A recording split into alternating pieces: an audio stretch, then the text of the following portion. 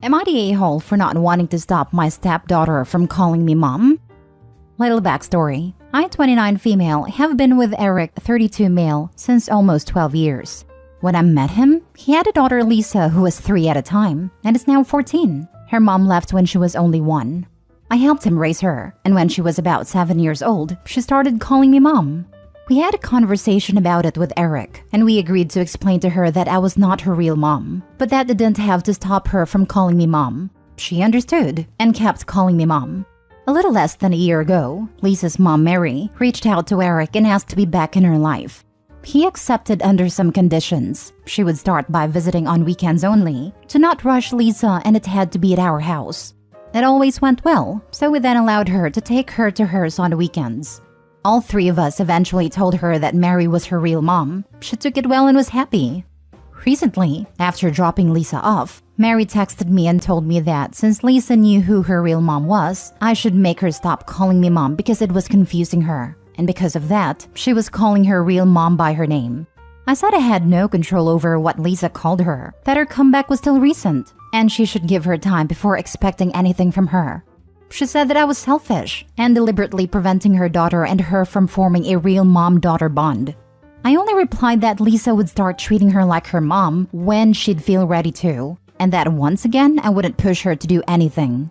I talked about it with Eric, and he told me that he understood both sides, as it probably wasn't easy for Mary either, especially seeing her daughter call another woman mom. I also confided in my mom, and she kinda said the same thing, and that it was costing me nothing to take a little step back and give them a chance to form a real mother-daughter bond. And now I'm torn, because I don't want to make Lisa stop calling me mom, but maybe it is selfish and it could help Mary get closer to Lisa. Am I the a-hole for not wanting to make her stop calling me mom?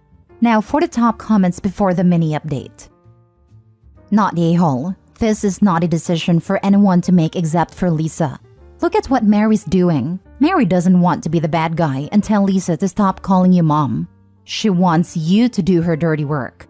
Then it looks like you are rejecting Lisa. How messed up is that? Tell Mary you will not tell Lisa to stop calling you mom. That you will not participate in having a mother figure reject her twice. The first time is when Mary disappeared.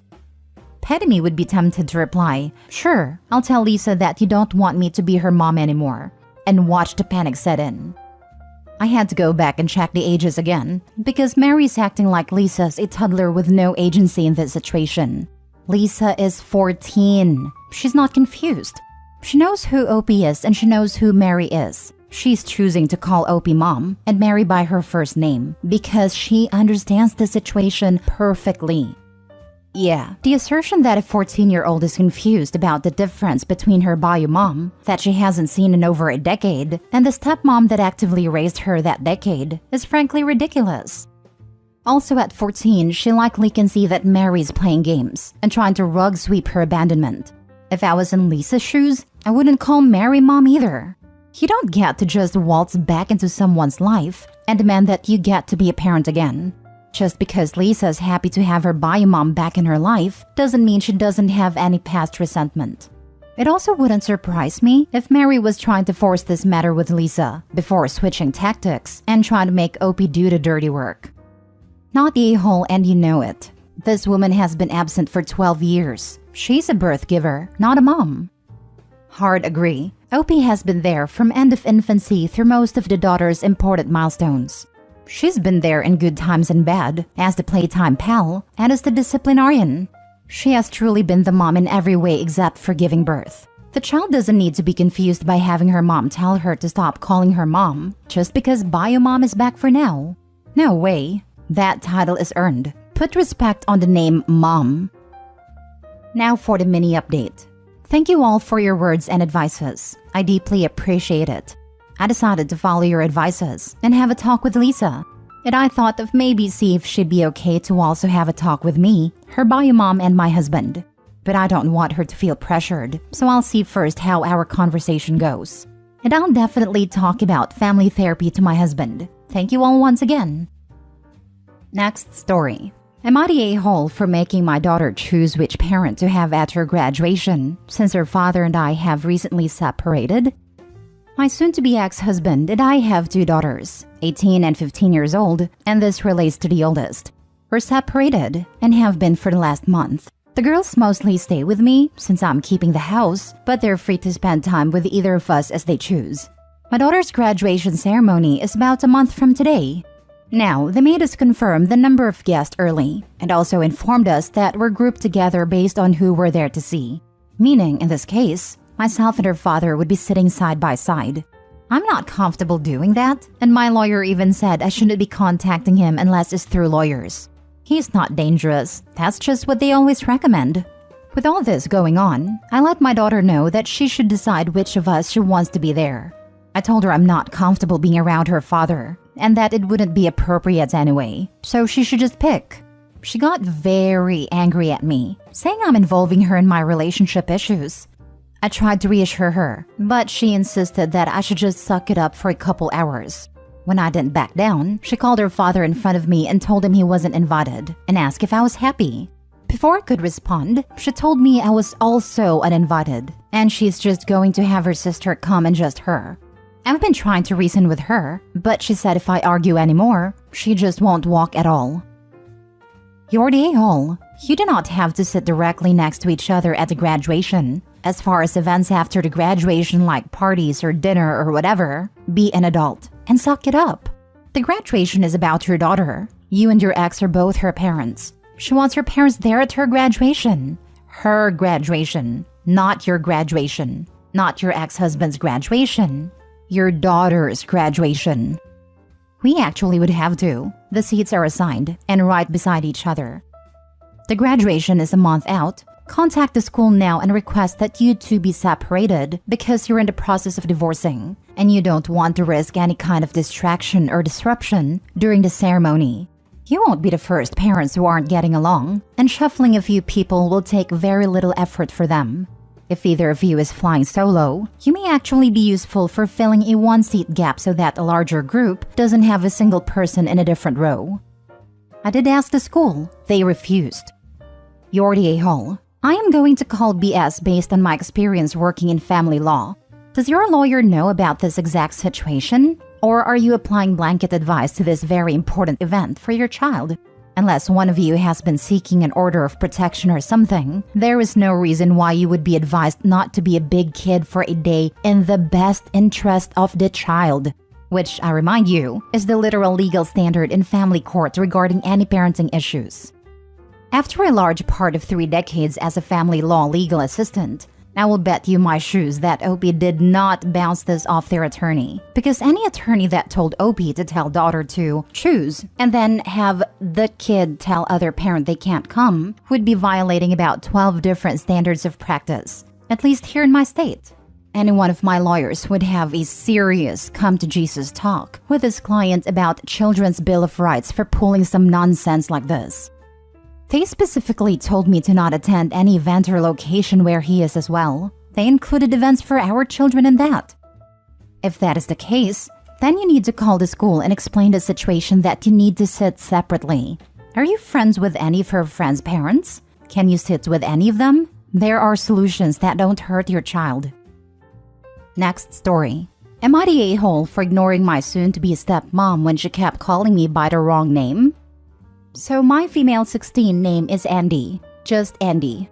My mom's dad passed away just a few days before she found out she was pregnant. My mom was very close with her dad, and his name was Andrew and also went by Andy. The technical female version of Andrew is Andrea, but neither my mom nor dad liked the name. But my mom wanted to honor her dad in some way, so I got named Andy. Which I love my name. I think it fits me. My parents got divorced when I was 8 and lived with my mom most of the time, but visit my dad every other weekend, as well as holidays. 3 years ago, my dad started dating his now fiancée Kate. Kate, for some reason when we met, assumed my name was Andrea. I explained to her it was just Andy, but she kept calling me Andrea. I ended up telling my mom about it, and she told me just to ignore Kate until she calls me Andy. Well, this past weekend I was with my dad and we were visiting some of Kate's family. Well, she kept calling over for Andrea, and of course I ignored her.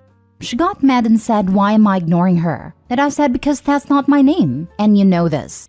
Her dad and brother basically laughed, saying they thought I just went by Andy as a nickname, and I said no, it's just Andy. They then asked Kate why has she been calling me Andrea then. Well, Kate later got mad, calling me a brat for embarrassing her. She went on to say I knew who she was talking about, and that I should have just gone with it, but I was being an a-hole.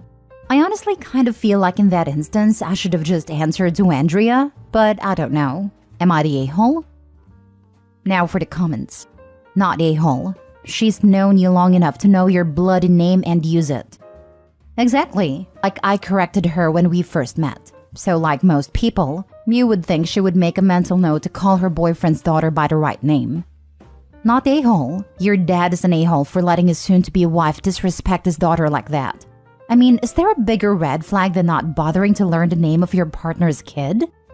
Honestly, I don't like that my dad is still with her and going to marry her. But luckily, I spend the majority of the time with my mom, so I don't have to deal with her often. Opie, if you can stop seeing her and your dad, I would go down that route. She's awful, and your dad is enabling it. Not a-hole. Not a-hole. Also, why is your dad not correcting her? This, dad should have. I will not suggest you never ever speak to them again. Maybe have a sense of humor about it. Now she knows. See where it goes from there. You are young. Don't be a doormat, but don't push your dad away because of this. Next time you see her, tell her name is Beatrice today. Not a-hole. Start calling her Caitlin, Catalina, Katedid, Katie, Kitty, Cat, or anything other than her real full name. In this example, presuming that Catherine/Catherine is her full version of Kate. Remix is needed. It's funny that Kate goes by nickname, but insists on making up a longer version of Opie's real name. I have a cousin whose legal name is a nickname, and kind of a stripper name, and she always wished she had something more formal to use for business. However, we would never disrespect her by making something up without her permission. Last story. Would I be the a-hole if I stopped paying for my niece and nephew's private school fees? I am in the incredibly fortunate position to be in a substantially better financial position than my brother and sister-in-law. They have 3 school-aged children, including one who is on the autism spectrum and attends a special needs school. All 3 children are enrolled in private schools, but also happen to live in areas with at least decent public options. Although I'm unclear about options for my autistic niece. My brother and sister-in-law own a small number of hotels, and were doing quite well financially, until COVID hit, with no real recovery in sight as small business owners. They're currently looking to sell the business. It is also worth noting that they are property rich, with multiple houses, just cash poor. In mid-2020, they reached out and asked if I could pay the private school fees for their kids. I have been very happy to do this, and over the past 3 years, this has amounted to gifting them $100,000 to date. My brother claims it's a loan, but in my head it's truly a gift. If he never pays me back, I would be perfectly okay with it. I feel like if you lend money to family, you have to be prepared and okay with the idea of not getting paid back. So I'm already mentally prepared when I agreed to this. It's generally never been a big deal about this, mostly because I've been genuinely happy to do it. This is not the problem. The problem is that they keep asking for money. My brother recently called me up, asking for me to pay for the next school year for them as well. I can afford it, but it is reaching a pretty material amount to me. I'm not made of money either. I also worry about the moral hazard that this creates, where they assume I will just subsidize their lifestyle indefinitely.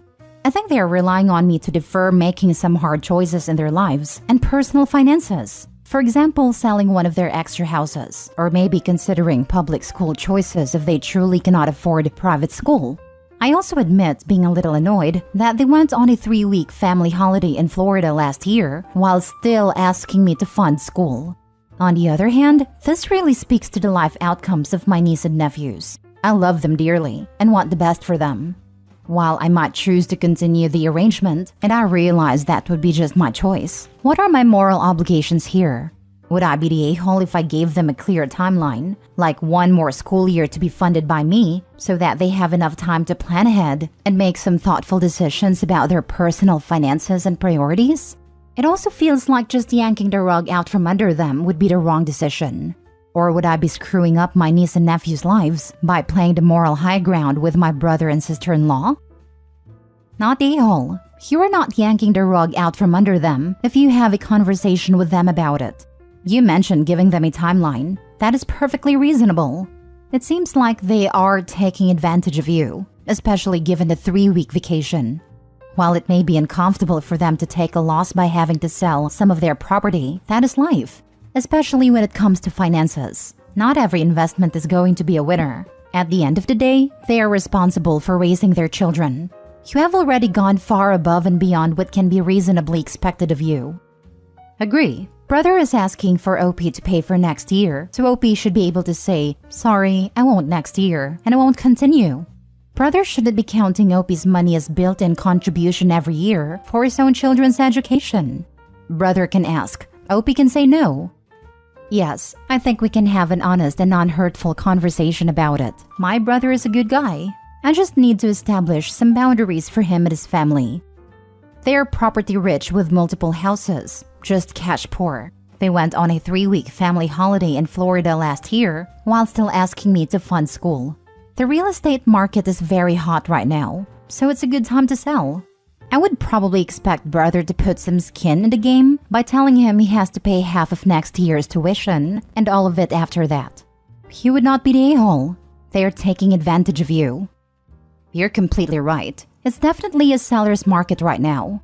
Instead of attempting to start paying back the loan, they are treating themselves at your expense. I think it's amazing what you're doing, but it needs to stop. I'd give them 1 semester, not a whole year.